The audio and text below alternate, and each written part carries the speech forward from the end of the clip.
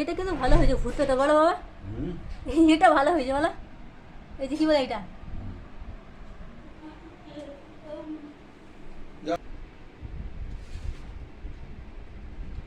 খাও যেটা যেটা ইচ্ছে তুমি খাও।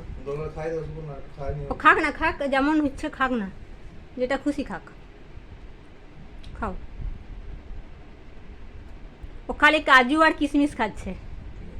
ভালো ভালো, আচ্ছা।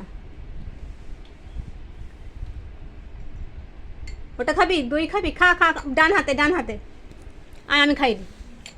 আচ্ছা একটু খাই দি। এই তো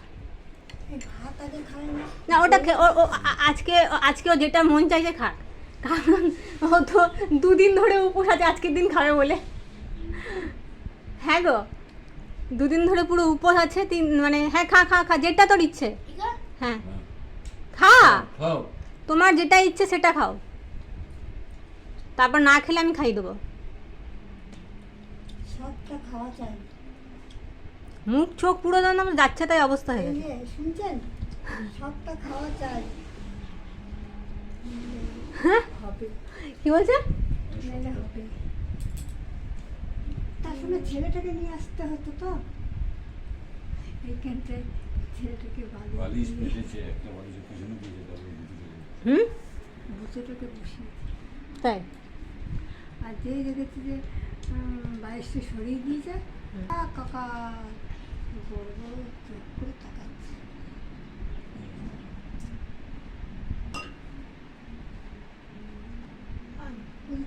চিংড়ি মাছটাই খাচ্ছে। আমি তোমাকে বললাম আজকে চিংড়ি মাছটা খাবে আর ও দই খাবে, আর কিছুই খাবে না, শুধুই ওই জন্য তো আর কিছু রান্না করিনি। রান্না করে কি করব? কালকে সারাদিনে একটুকু খাবার নেই, খাইনি। আলু ভাজা খাও খাও খাও।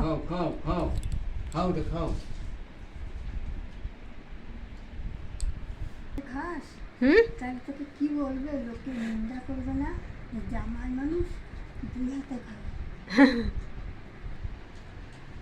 খুব পছন্দ।